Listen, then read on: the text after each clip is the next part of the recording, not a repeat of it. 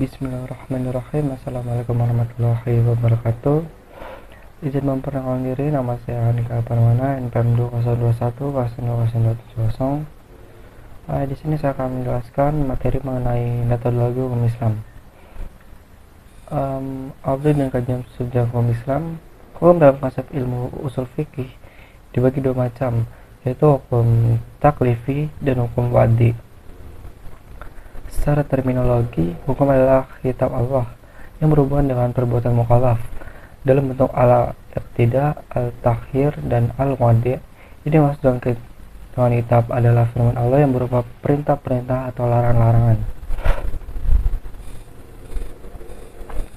Zuhair As-Praja menyebut kitab sebagai al-mukatabih, yakni produk dengan kitab yang berupa perbuatan hukum. Zuhair As-Praja juga mengatakan bahwa yang dimaksud dengan al-iqtida atau imperatif ialah tuntunan untuk melakukan sesuatu perbuatan atau untuk tidak melakukan suatu perbuatan. Jika tidak dilaksanakan akan mendapat dosa dan disisakan disebut dengan wajib, sedangkan tuntunan yang harus ditinggalkan jika dilakukan yang berdosa dan mendapat siksa disebut dengan haram. Al-takhir atau fakultatif ialah apabila hakim memberikan pilihan kepada mukallaf untuk melakukan sesuatu perbuatan atau tidak melakukannya, yang disebut dengan al-ibahah. Perbuatannya yang disebut dengan mubah. Ada beberapa hukum taklifi, yaitu yang pertama ijab, yaitu firman yang menuntun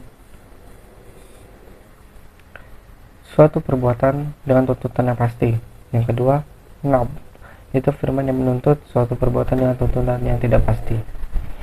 Menurut ulama Hanafiyah, hukum taklif dibagi menjadi 7, yaitu fardu, wajib, tahrim, karahah, tahrim, karahah tanzih, naf, dan ibahah.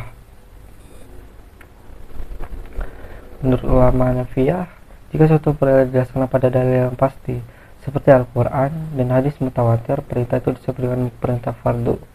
Akan tetapi jika perintah berdasarkan pada dalil yang zonni, perintah itu dinamakan wajib. Demikian pula halnya dengan larangan.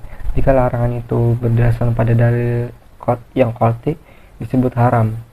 Sebaliknya, jika larangan itu didasarkan pada dalil yang zonni, maka tergolong pada hukum makruh. 5 atau 7 jenis hukum tersebut dinamakan dengan taklifiyah, yang artinya tuntutan atau memberi beban. Hukum wadi ialah firman Allah yang menjadikan sesuatu sebagai sebab adanya yang lain, atau sebagai syarat yang lain, atau sebagai penghalang adanya yang lain. Hukum wadi dibagi 3, yaitu sebab, syarat, dan mani. Tafsir salah satu metode penggalian hukum Islam.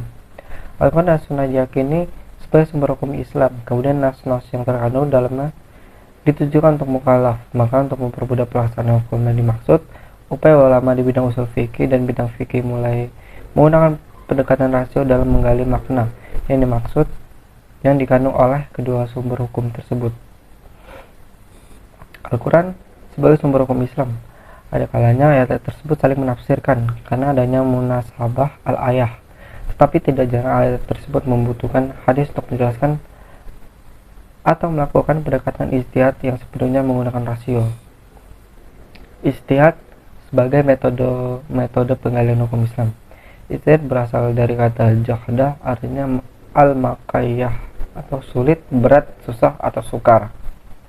Menurut Ahmad Syafi'i, secara etimologis, kata ijtihad artinya kesulitan dan kesusahan.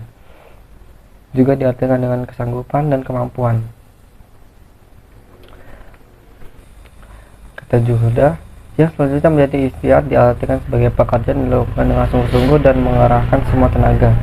Ijtihad ialah usaha maksimal untuk mendapatkan sesuatu. Jika tidak sungguh-sungguh tidak dapat disebut ijtihad, melainkan takfir, berpikir biasa dan sederhana.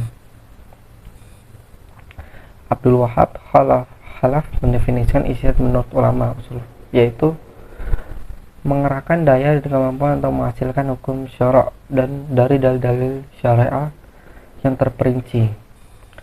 Dari semua definisi tentang ijtihad tersebut di atas dapat disimpulkan bahwa ijtihad itu adalah yang pertama pengerahan akal pikiran para fuqaha atau usuliyin, yang kedua menggunakan akal dengan sungguh-sungguh, yang ketiga berkaitan dengan hukum syar'i dan amaliyah, yang keempat menggalikan dengan hukum syar'i dengan berbagai usaha dan pendekatan. Yang kelima, dalil ada dirincis di domba sehingga hilang kezaniannya. Dan yang terakhir, hasil ijtihad berbentuk fikih sehingga mudah untuk diamalkan. Cukup sekian presentasi dari saya. Saya akhiri, wassalamualaikum warahmatullahi wabarakatuh.